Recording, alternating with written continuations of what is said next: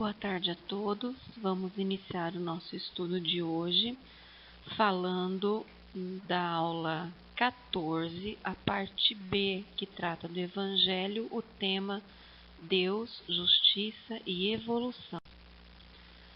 A justiça de Deus tem por finalidade a evolução da criatura.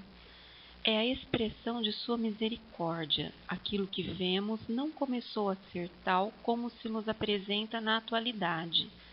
A ideia surge no cérebro de um e a obra perfeita é o resultante do concurso e da cooperação de muitos através de gerações. Então, nós vemos que o nosso planeta, ele foi criado por Deus, e com a finalidade de ter aqui seres vivos de várias espécies, de vários reinos, com o destino de evoluir, ou fadados, à evolução e, por conseguinte, à perfeição. O nosso planeta ele foi criado há mais ou menos 4,6 bilhões de anos. E como se dá a criação? Como se deu a criação? Segundo várias obras da literatura espírita, Deus, que é nosso Pai Criador, expressa sua vontade de criar e, em seguida, os espíritos superiores mais próximos a Ele, que nós já vimos também, que são os Cristos, se encarregam de executar as suas ordens. Os Cristos, então, colocam as ideias e os desejos de nosso Pai Criador em andamento. A nossa galáxia foi criada por um Cristo, no caso, Jesus, que também é o nosso governador planetário, que arquitetou o nosso planeta e, com auxílio de inúmeros outros espíritos superiores, extremamente amorosos, evoluídos, inteligentíssimos, foram dando forma, foram criando todos os seres que no planeta existem e tudo o que há que nós conhecemos até hoje. Parte dessa hierarquia espiritual nós já estudamos e já falamos também a respeito dessa ordem dos Cristos, quando nós ouvimos lá atrás a palestra do Haroldo, explicando um pouco dessa hierarquia. Segundo os estudos científicos, então, o nosso planeta tem por volta de 4,6 bilhões de anos, e a história do nosso planeta ela é dividida em dois tempos, ou dois momentos, ou duas vertentes. O tempo histórico, que é medido em milhares, e o tempo geológico, que é medido em milhões. O tempo geológico ele vai falar das fases geológicas que o planeta passou desde a sua formação. E o tempo histórico vai contar o que surgiu em cada uma dessas fases. Então, aqui nós temos, por exemplo, o surgimento do homem. Pelaquilo que a ciência já estudou e continua estudando, o primeiro homem foi chamado de Australopithecus e ele tem em torno de 3,5 milhões de anos, viveu há 3,5 milhões de anos.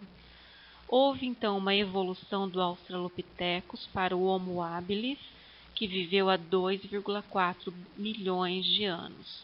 O Homo habilis evoluiu para Homo erectus e viveu mais ou menos 2 milhões de anos. O Homo neanderthalis, que veio na sequência, 2,5 milhões de anos, e o Homo sapiens, que é o atual, 300 mil anos atrás. Então, essa é a nossa linha cronológica de evolução. Gostaria que vocês observassem o formato do corpo de cada um deles, como vai evoluindo a forma, a altura, o tamanho dos braços, das pernas, a evolução da coluna. Pode ver que no início é mais arcado e agora, mais recente, nós temos um homem mais ereto. E vejam também a formação do crânio. O crânio vai diminuindo e vai mudando.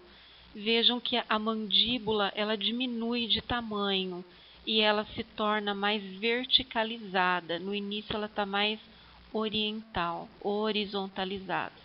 Isso mostra uma evolução da caixa craniana e, consequente, uma mudança, uma evolução do cérebro, de acordo com o uso que vai se fazendo das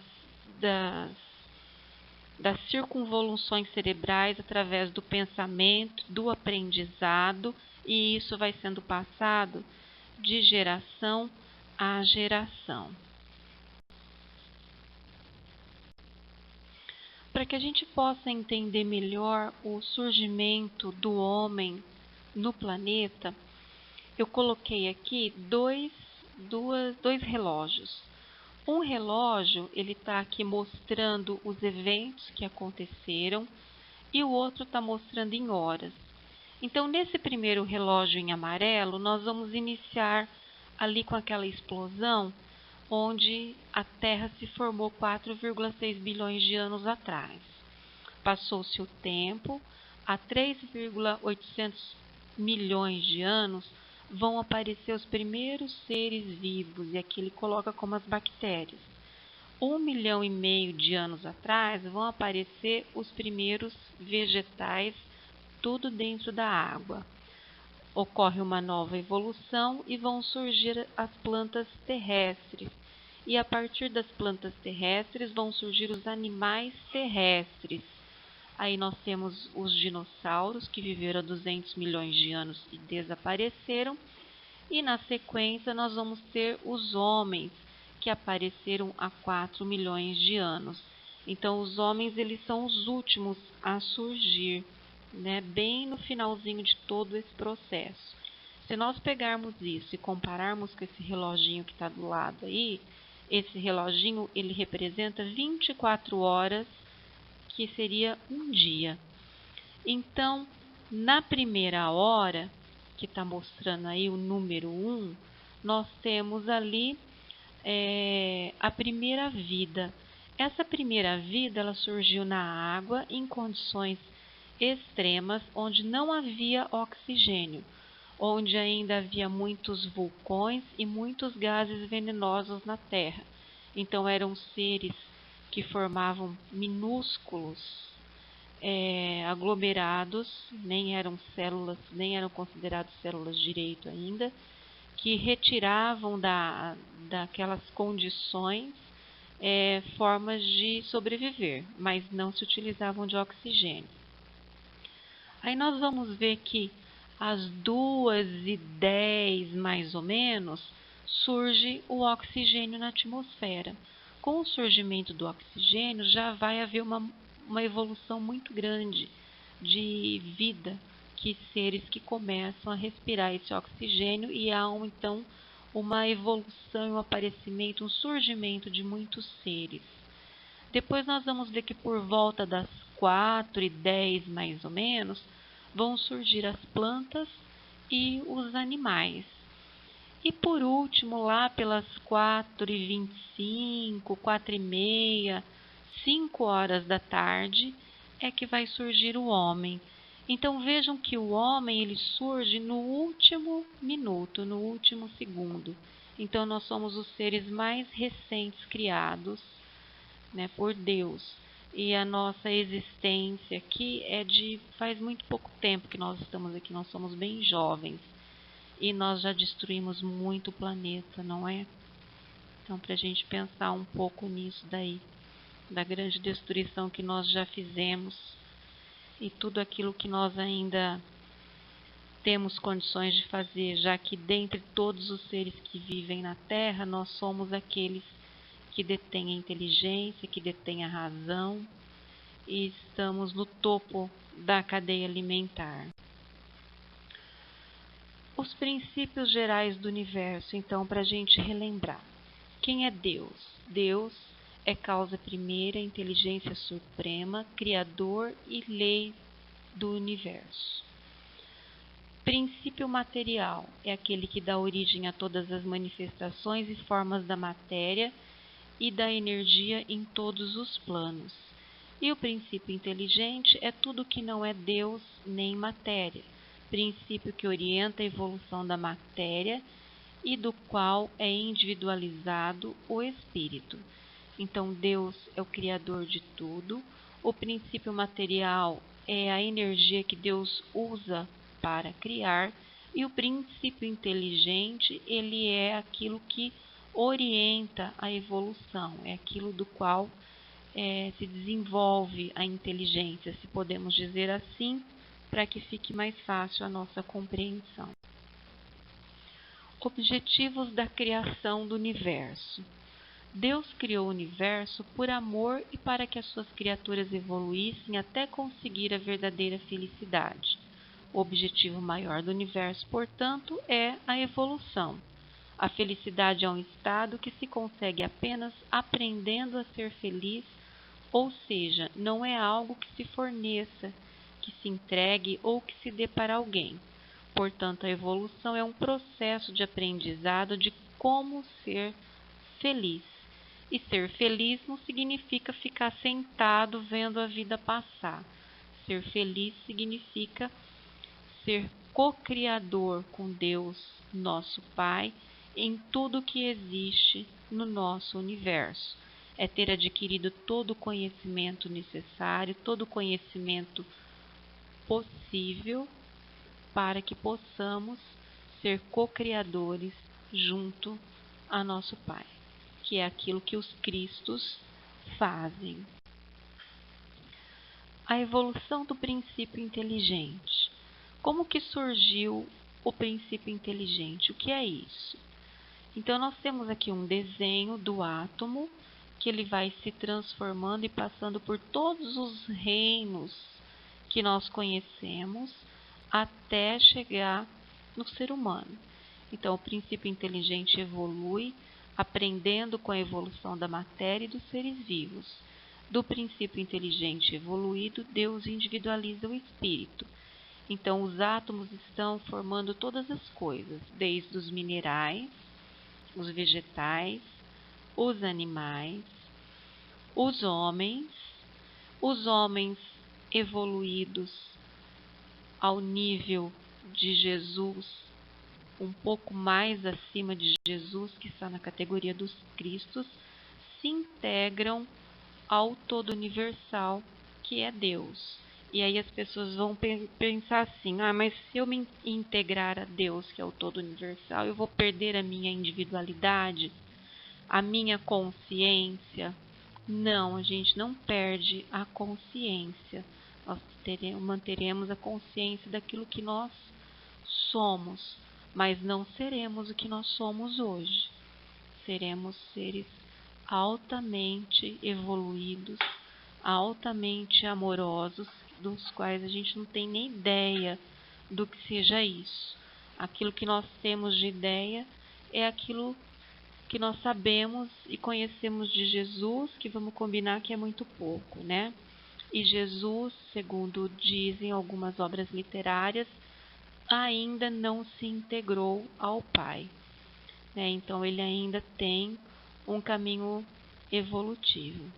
Então vejam que a gente tem muita, mas muita coisa para aprender mesmo, todos os dias, durante muito tempo aí pela frente.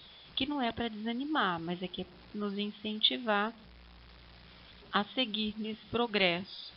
É entender que nós fomos criados, tem um objetivo a nossa criação, viemos de algum lugar e temos um lugar para ir. E lembrar que esse momento que nós estamos vivendo aqui, ele não é permanente, ele é passageiro. Ele é um momento que nós estamos praticando aquilo que nós aprendemos na vida espiritual, né? Então, é um momento de prática. E essa prática nos leva à evolução mais rápida do que quando nós estamos no estado de espírito. nos permite o contato com a matéria, dá um salto evolutivo se nós soubermos aproveitar bem esta oportunidade. A evolução dos espíritos é uma cadeia ascendente contínua e liga todas as criações. Assim sendo, o espírito evolui constantemente desde que foi criado por Deus a partir da evolução do princípio inteligente, como está mostrando o desenho ali. Início lá uma mônadazinha, dela vai se criando todos os seres, passando por todos os reinos, mineral, vegetal, animal, até o hominal e chegando à evolução do espírito. Deus, em sua infinita justiça e sabedoria, criou e cria em todos os tempos todos os seres exatamente iguais, ou seja, a partir da evolução do princípio inteligente. Não há seres privilegiados na criação, nem os deserdados ou relegados a segundo plano. Cada um constrói o seu caminho. Então, nós somos criados simples, ignorantes, temos iguais oportunidades. O que nos diferencia são as escolhas que nós fazemos, as atitudes que nós tomamos no nosso dia a dia, que resultam em situações boas ou ruins, uma evolução mais rápida ou uma evolução mais lenta, mas a todos nós é dado a mesma oportunidade e as mesmas condições. Portanto, Deus não criou anjos ou demônios. Esses nomes apenas significam espíritos em diferentes estágios de evolução. Aqueles a quem chamamos anjos são, na verdade, espíritos superiores e que, portanto, evoluíram até este estágio, aprendendo nos diversos degraus da evolução da encarnação e da reencarnação. Então, não há privilegiados. Todos nós passamos por todas as fases evolutivas até atingirmos a condição de espíritos superiores. Portanto, o anjo também já foi átomo, já foi molécula, já foi mineral, já foi vegetal, já foi animal, despertou enquanto espírito, evoluiu no corpo físico e no plano espiritual, evoluiu mais e mais, erradicou o mal e dentro de si amou muito, e hoje ele está junto com o nosso Pai Criador, trabalhando na criação de todos os planetas, todas as galáxias, tudo aquilo que nós entendemos que há vida, que existe vida, que os seres estão sendo criados e continuam evoluindo. Espiritismo, educação e regeneração. O Espiritismo, então, ele abre à humanidade um novo roteiro, mostrando-lhe de passagem os horizontes do infinito.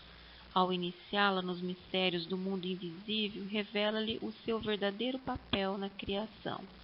Então, o Espiritismo ele dá essa abertura, porque o Espiritismo ele junta a ciência, a filosofia e a moral através do Evangelho. E esses três itens juntos permite com que a gente tenha uma visão muito ampla de tudo o que acontece. Então, a ciência ela traz para a gente provas de muitas teorias que, se ficarem só jogadas ao léu, a gente entende que não é verdadeira. Mas quando a gente pega uma obra literária, que a gente lê, e você busca na ciência alguma coisa que liga aquilo, mostrando que aquilo é real, que aquilo é verdadeiro, que aquilo de fato existe, ou que aquilo é possível, então tudo fica mais claro e mais compreensível e até aceitável para que a gente possa ter uma visão amplificada do que está acontecendo na nossa volta e responder essa pergunta: de onde nós viemos, para onde nós iremos. O homem do futuro será confiante em Deus, em ter que a inteligência suprema do universo e causa primária de todas as coisas. A educação espírita nos dá a confiança de que não há o que temer, desde que procuremos seguir os princípios e a filosofia da doutrina espírita. porque a doutrina espírita ela vem nos dizer que a morte não existe, ela vem nos falar da existência da comunicação com os espíritos, ela vem nos mostrar um Deus justo, bom, amoroso. Ela vem nos falar a respeito do amor, da fraternidade, da união de todos nós para um projeto de vida fraterna em torno do planeta que nós habitamos, da galáxia onde nós estamos, fazendo parte desse imenso universo, herdeiros de um Pai extremamente amoroso e justo. O apóstolo João afirmou que Deus é amor. Platão afirmava que Deus é a fonte do bem e da beleza. Segundo Descartes, Deus é aquela necessidade lógica que não podemos tirar do universo sem que o mesmo se desfaça. O espírita sabe que não tem apenas crenças, pois possui conhecimentos que são advindos da educação. E quem conhece não teme, pois só o desconhecido nos apavora.